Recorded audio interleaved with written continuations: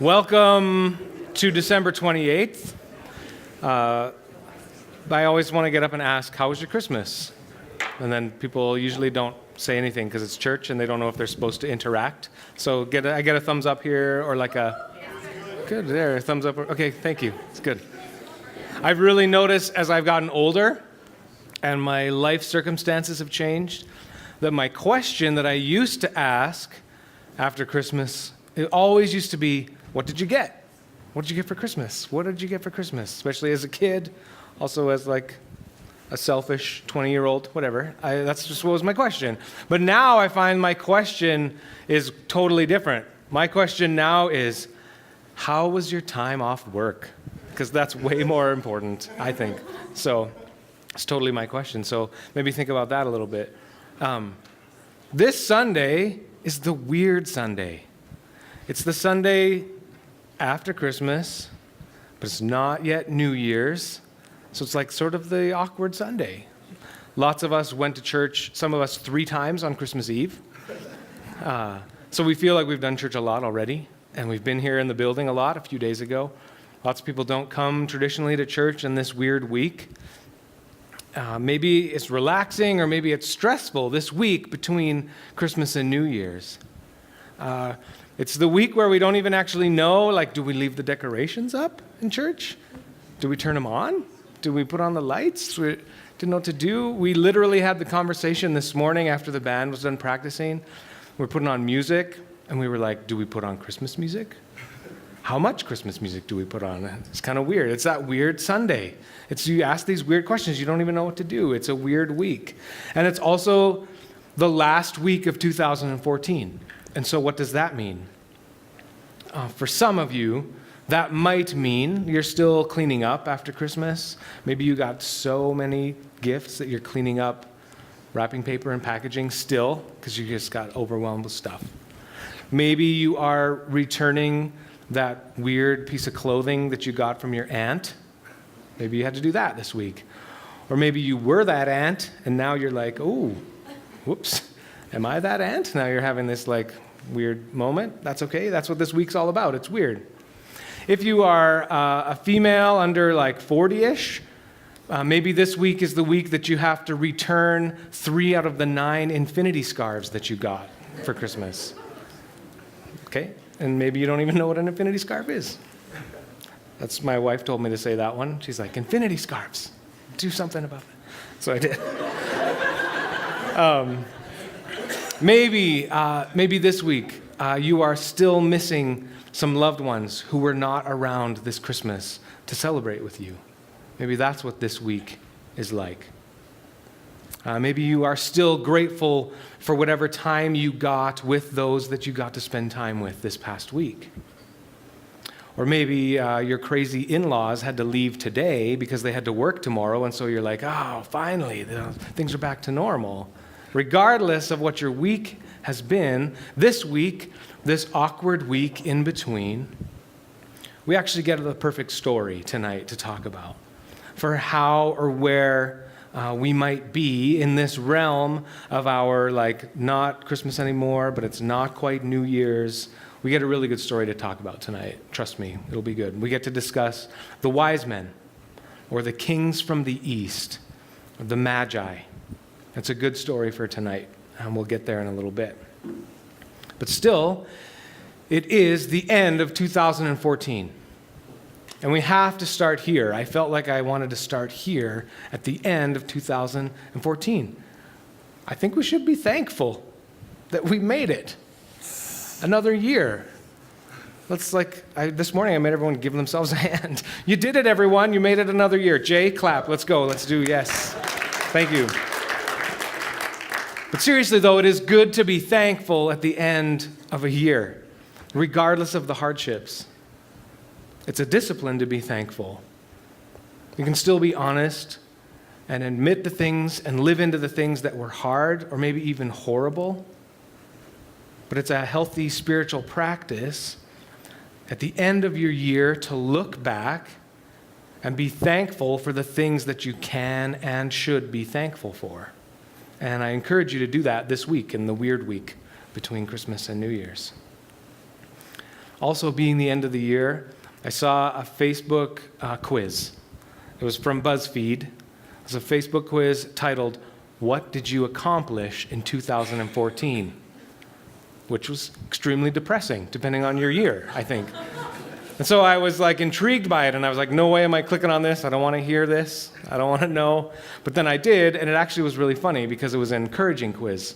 It asked questions like, and you're supposed to click yes or no. It was questions that were really simple, like, did you sit in a chair in 2014? Yes, I did. I did. Did you put on a shirt? Yes. Many times. It's this kind of quiz. At the end of it, you feel really good. And I really loved it. As at first, I was like mad. I was like, you can't do this. You can't make me compare my year to someone else's year. I'm going to feel bad. I'm going to feel terrible. But then it ended up being really good. But I also feel like they're out there. I feel like the alternate version of that quiz is out there. And maybe some of you have taken something like that, where you feel terrible after comparing yourself to other people, and you somehow end up feeling like you didn't do anything. Or if you're me, or maybe you did a lot, and you're like, yeah, both quizzes, you checked everything off. BuzzFeed is terrible for this in a lot of ways. And as I did the quiz and thought about the other alternate quiz that's probably out there, I asked this question. I was like, how far away are we from like kind of BuzzFeed church? And if you know how they do their headlines and their articles and try to grab you into taking their quizzes or reading their articles, they're things like this. We just got off the Moses series. And instead, I feel like BuzzFeed would title the Moses series, 17 Ways That Moses' Life Will Change What You Think About Crossing a Sea. That would be like the way we would title the Moses series. Or there'd be other ones that would be like 32 photos that will restore your faith in the church. Okay, this is a good one. I read a joke that said, by the time my kids are in university, History 101 will be called 101 Things You Didn't Know About History. I think that's true. My son Frank will get there, and it'll be, professor will get up and be like, I have to say this because our university is sponsored by BuzzFeed now, and I'll have to say stuff like that. I feel like today, if we were to BuzzFeed our title of our message, the BuzzFeed version of it would read something like this. They thought they were coming to bring gifts to the King of the Jews. What happens next will blow your mind. With that title in mind, let's read our story. After Jesus was born in Bethlehem in Judea, during the time of King Herod, Magi from the east came to Jerusalem and asked, "Where's the one who has been born King of the Jews? We saw his star when it rose, and we have come to worship him." When King Herod heard this, he was disturbed, and all Jerusalem with him. When he had called together all the people's chief priests and teachers of the law, he asked them where the Messiah was to be born. "In Bethlehem in Judea," they replied, "for this is what the prophet has written. But you, Bethlehem, in the land of Judah, are by no means least among the rulers of Judah, for out of you will come a ruler who will shepherd my people Israel." Then Herod called the Magi secretly and found out from them the exact time the star had appeared. He sent them to Bethlehem, and he said, "Go and search carefully for the child. As soon as you find him, report to me so that I too may go and worship him." After they had heard the king, they went on their way. And the star they had seen when it rose went ahead of them until it stopped over the place where the child was. When they saw the star, they were overjoyed. On coming to the house, they saw the child with his mother Mary, and they bowed down and worshiped him. Then they opened their treasures and presented him with gifts of gold, frankincense, and myrrh. And having been warned in a dream not to go back to Herod, they returned to their country by another route. So, last week on the 21st, Jeremy talked about the shepherds in the fields nearby. And after reading this, contrary to some of our nativity scenes or our Christmas carols, the wise men or the Magi were actually not present the night of Jesus' birth. It was Mary, Joseph, 8-pound, 6-ounce baby Jesus, some smelly shepherds, and maybe a donkey or sheep. Or if you watched the Commons Kids video on Christmas Eve, one of the kids assumed there would be cats there, which I think is fair. There's cats everywhere. Jesus was born in a manger on Christmas, and the Magi weren't there. And as I wrote that line this week as I was preparing, it reminded me, because it's who I am, it reminded me of a joke that I saw on Twitter that I had to share about Jesus being born, and this is the joke. I can't believe Jesus was born on Christmas and died on Easter. What are the odds? Still, he accomplished a lot for a 4-month-old. Okay. Thank you. It's like takes a while. It's good. We'll just leave it there. We'll move on. There are a couple things that I want to point out before we move on to the Magi. In verse 3, as we read, it said that Herod and Jerusalem were disturbed at the news. Now, obviously, Herod would be disturbed by this news because he believes himself to be the king of the Jews. That's what he is stationed there for. So clearly, anyone being born with that title is going to, at minimum, pique his interest. Maybe on the other end, it's going to incite his rage. As we'll see in the rest of the story, what it does is it leads him to make plans to sneakily find out where Jesus is and to kill anyone being called King of the Jews that's not himself. But then why does it say all Jerusalem was disturbed along with Herod? Well, Jerusalem is the political and religious capital of Israel. I think Matthew includes them in the disturbed camp because their reaction points to the spiritual health of Israel's leadership at the time. They have aligned themselves politically with Herod, and so if Herod's power base is threatened, and so is theirs, they're in cahoots with Herod. They are tied to Herod. Because wouldn't you think and expect the political, but especially the religious leadership of Israel to be excited about news of someone being born King of the Jews instead of disturbed? That's what I would think, anyway.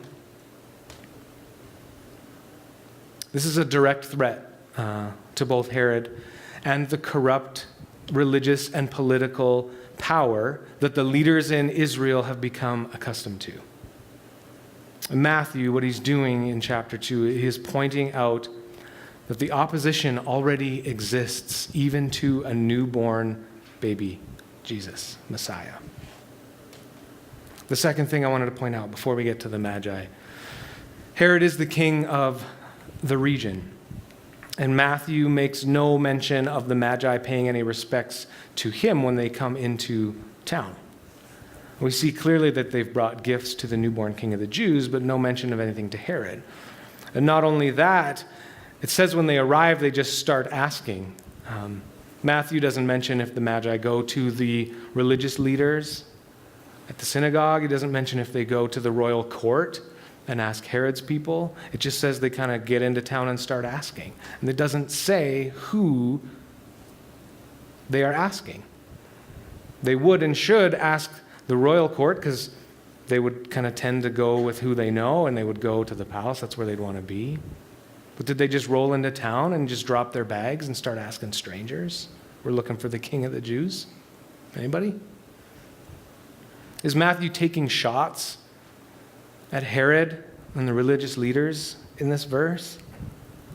Or is it just a literarily creative way to show how vastly important this infant king is compared to anyone currently in power in the entire Roman world?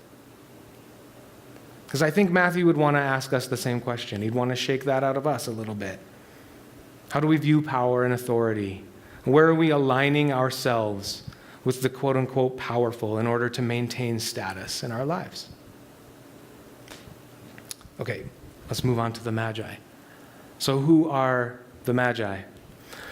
Magi is one letter short of magic in English. So are they just magicians traveling the world performing illusions? Not necessarily, but not that. There is some connection to what the first century writers might call magic. Not every mention of magi in the scriptures is tied to magic, but these magi definitely exist in this gray area that Jews and Christians would have really preferred to keep their distance from. More realistically, these men were a blend between astronomers and astrologers. They were also religious advisors to their king. And they interpreted dreams, and that's part of why they had a high status in their kingdom. They were high up in the court of whichever kingdom it was that they came from in the east.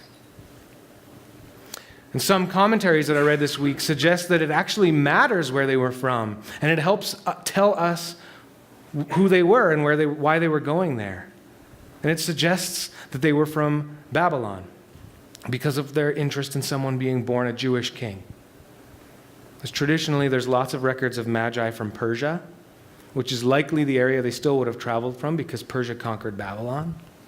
There's some magi in Babylonian history as well. Nebuchadnezzar's court is listed as having magi in it, and he was a Babylonian king. Okay, that's fine. Great. But then why would a Persian or Babylonian magi be interested in someone being born king of the Jews? Well, when Babylon would have conquered Israel in 600 BC, they would have taken the best and brightest religious leaders and scholars from the Israelites. And individuals like the Magi would have kept and used for study any of the writings of any of the people that they had conquered. The point being, Babylonian Magi would have heard some of the prophecies, most likely from the book of Daniel, about a Jewish Messiah being born. So, the Magi then, as religious scholars, they would have been interested, at least. And as high-ranking officials in the court of their king, they would have maybe even been obliged, as part of their customs, to go and pay respects to a newborn king. As interpreters of dreams and prophecy, they would have wanted to see what was being fulfilled, if anything, from these ancient Jewish writings that they had. Again, okay, that's fine. Why are they in this story? Why does Matthew put them here? What is Matthew doing here in chapter 2?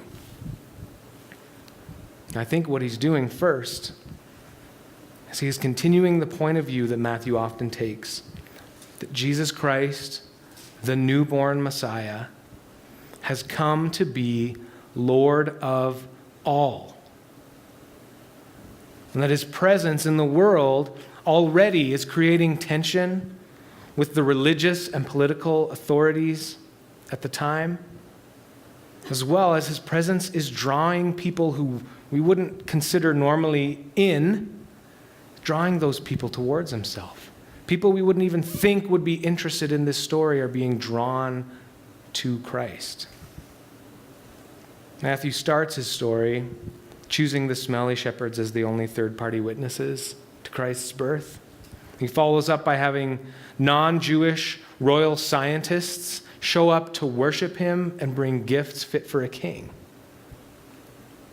The rest of Matthew's gospel is an account of Jesus' life, where he continues to invite a different way of living and relating to God and each other, ways that aren't normal, we don't think of as normal, and we wouldn't necessarily think of these magi as normal. Matthew is emphasizing right from the start that Jesus comes as Lord of all. Lord of Mary, the willing and faithful young woman who took a chance on trusting God. Lord of smelly, uneducated shepherds in the fields nearby. And Lord of elite, highly educated Babylonian scientist advisors. Jesus is Lord of the poor and the wealthy, Lord of the Jew and the non-Jew, and Lord of you and I. Jesus comes as Lord of all. And Matthew and the Magi get right to the point of it. The purpose of the Magi's pilgrimage to see the child is accomplished in verse 11, when they bow down and worship him. And although it says that they see both the child and Mary, his mother, they worship the child. And Joseph isn't even mentioned in the story. It shows that the purpose of their journey and the center of their attention is Jesus. These Magi, who traveled 900 miles on foot to pay respects to a king they don't know and don't even know very much about. They end up falling down and worshiping the Savior of the world. This is just an incredible story that's kind of stuck in this chapter that we kind of tend to gloss over around Christmas time. This group travels forever. They were on this epic journey. I say 900 miles because if in fact they came from the area of Babylon and Persia, they would have traveled approximately 900 miles on foot, following the trade routes through the Euphrates River and then through another river valley in Syria down into Palestine. And since they would have had to make arrangements for their journey and they would have had to gather a traveling party, because it never says in the story what you saw, it never says there's only 3. We kind of just get that from the song or from tradition. Some customs think there were 12. There's nothing that says how many there were. But the reality is, if they were royal advisors, they would have had a pretty big camp with them. They would have had servants, they would have had guides, they would have had protection, guards. It would have taken a lot of time to gather those things up, even before the journey.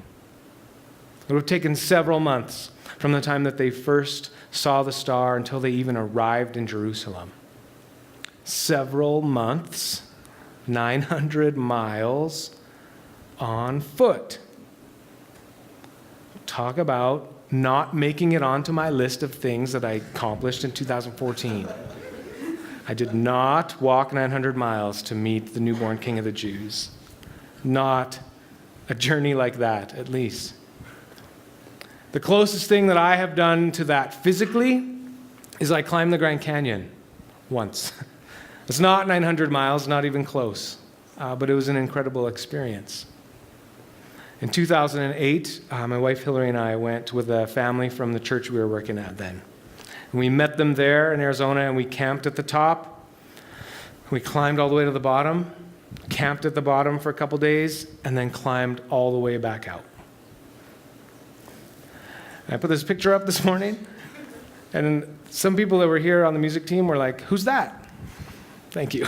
That was me, for real. This is me at the top. And someone didn't think it was me. They're like, "That's a nice picture of someone at the Grand Canyon." And then my joke was, "It's been a rough 6 years." And then my follow-up joke was, "I just don't metabolize like I used to."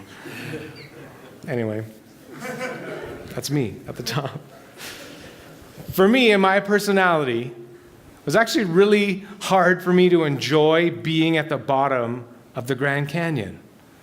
Because the whole time I'm down there, you can't help but look up and think, good grief, we got to climb back out of this thing. It takes 5 hours to get down, about 8 hours to come back up. And herein lies the difference.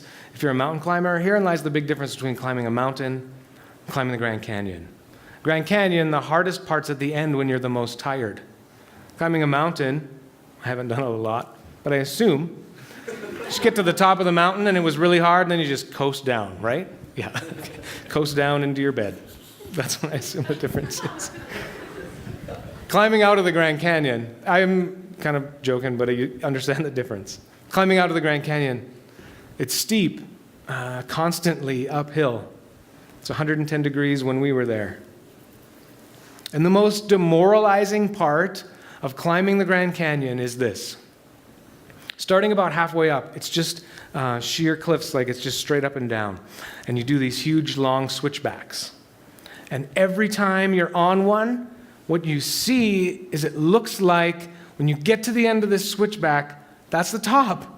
That's where the visitor center will be and the parking lot, and we'll get there. And you get there and you turn, and it looks exactly the same, and you feel like you're still halfway down. And it's this way for like the last 3 hours of the climb.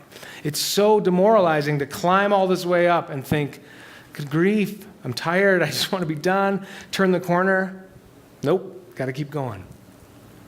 It's really not the top. That was my theme, my motto by the end of the thing. It's really not the top yet, guys. It's really not the top. As I'm climbing out of the canyon, as I'm sweating and as I were wishing I wasn't doing this anymore, I thought back to my wife Hillary's prayer at about 4 that morning. We gathered as friends to kind of do a quick prayer before we hit the paths out of the canyon, and her words were, God, may we see more and learn more about you with each step that we take today. That's beautiful, isn't it? That's really nice. She's so good. She's so good. That's a great prayer. But as I am climbing this path, this really long and unending, steep, hot, hard path, I am not thinking, what am I learning about God? I'm thinking, this is where I'd like to lay down and die. That's what I'm thinking. We finally made it to the top, and we celebrated, and we fell into a big sweaty pile, and we fell down, and some of us were crying, some of us were tears of joy. Oh yeah, that was my other thing I was going to say. I looked like this, and then I climbed down. By the time I got back up, I was that skinny again. But that's not really what happened. My Grand Canyon journey had a start and a finish. You can get out. So it ended. It's still a part of my story. I can still tell it and make fun of myself. But it was part of a journey that I took. And I want to look at the Magi tonight to make a pretty easy analogy for today. I want to make it easy because we're all kind of tired from Christmas. So I want to make an easy analogy for us, a few analogies. Simply that we are each on a journey to and with Christ. As for the Magi's journey, I'm pretty sure that they weren't even really sure who and what they were going to see. And maybe you resonate with that a little bit. The fact that you aren't really totally sure what you might encounter as you start to move towards Jesus and try to find him. But in this analogy, what we have to notice is the commitment that the Magi have to get to where Jesus is and what Jesus is doing. They seem to know that it's worth the journey there, to try to make the effort to find him. I hope that there's something for us in that one simple analogy. Also in the analogy, what kind of patience does it take to embark on that journey and not fully know or even trust Jesus or know what to expect in the first place, or even to know if you'll find anything? Do I even have an ounce of that much patience? When I think about patience and I think about not having that much patience, I have a story of when I was living in a different town. I was driving on a busy road, a 4-lane road that had kind of shopping on either side. And it was the summer, and I was driving, had my window open. I'm driving, and someone pulls out of a parking lot right in front of me, and I had to slam on my brakes, come to a stop, and I almost hit him, and he was turning across my lanes of traffic to try to go this way behind. And my window's open, so I slam on my brakes, and I almost hit him, and he kind of goes past me, and his window's open, and he sees the look on my face, and I'm like, what are you doing? What are you? And he looks at me out his window, and he says, well, I was waiting for like 10 minutes. And as I gathered myself and as adrenaline started to get out, I was thinking, so? 10 minutes. It's just like he had a finite amount of patience. Once he reached his limit, he's just going to go. It doesn't matter. Nope, it's my turn. I waited 10 minutes. Even if I'm going to kill someone, I'm just going to go. And I think that this journey, trying to find Jesus, you can't have a finite amount of patience. It takes more patience than that, I'm pretty sure. And I hope there's something for us in that part of the analogy too. Where I want to finish and where I want to end up tonight is here. In verse 12, it says, "And having been warned in a dream not to go back to Herod, they returned to their country by another route." So after first meeting, second worshiping Jesus, and after 3 being warned in a dream, they take another route. Their path changes. They go a different way. They themselves have to be different after this encounter and this experience. Because how amazing would it have been for them to finally get there? This is the place. This is where they told us to go. This is where the star has stopped. We're meeting the King of the Jews. And then they go in the house, and they see a little kid, maybe rolling around. I don't know. They don't say how old he was.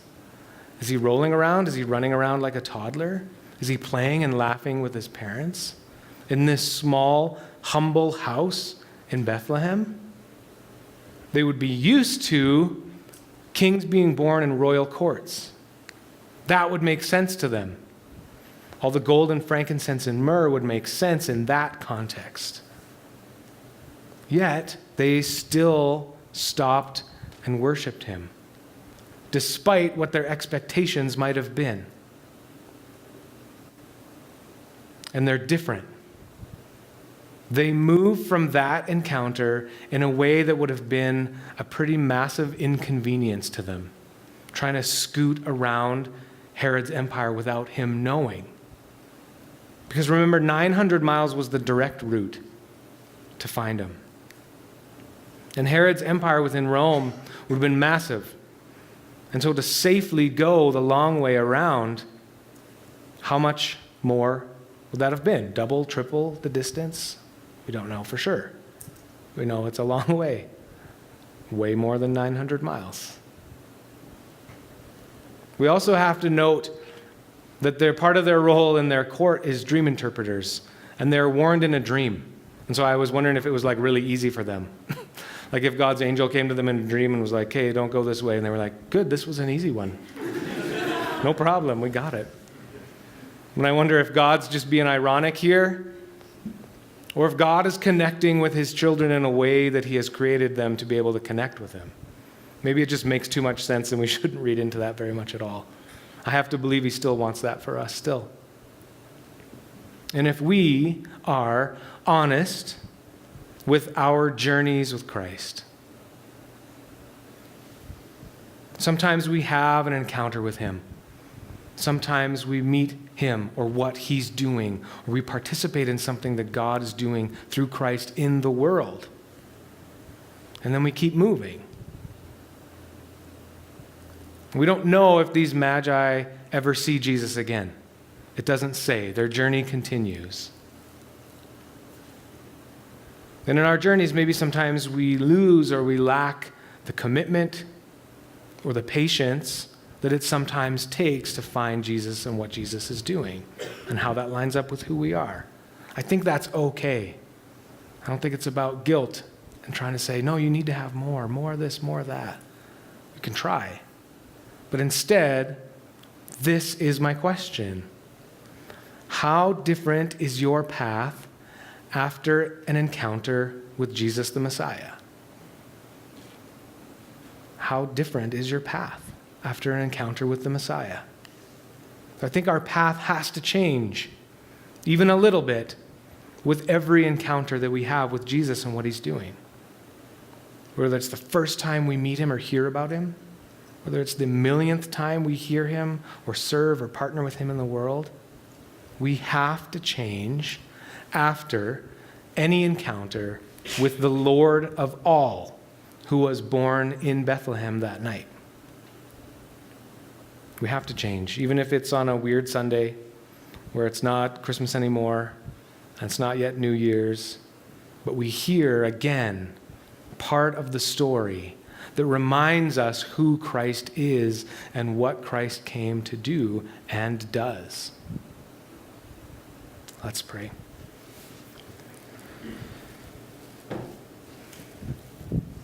Lord Jesus Christ, in this moment, in this evening, in this week in between, we want to be able to recognize who you are and what you're doing. God, a lot of us need a lot of encouragement at a lot of times in our journeys towards and with you. We ask just plainly that you would provide that encouragement to us, either directly or from people in our lives that can help us. Help us climb a steep canyon out of some doubts or fears. Maybe to encourage us to have more patience when we feel like just veering through and cutting some people off. God, you make yourself available. Sometimes it's hard for us to find you and what you're doing. Sometimes it's really easy. It's part of being on this journey with you.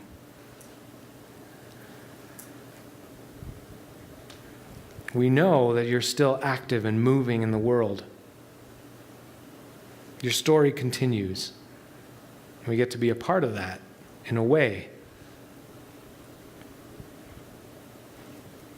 Help us move towards you, towards the things that you are about. Help us encourage each other to be able to do that well or better.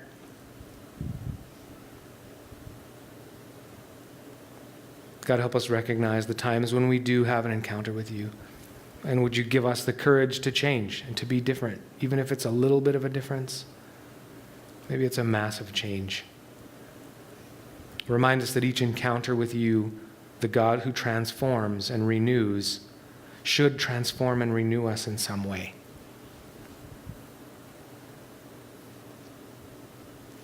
We pray this in your powerful name. Amen.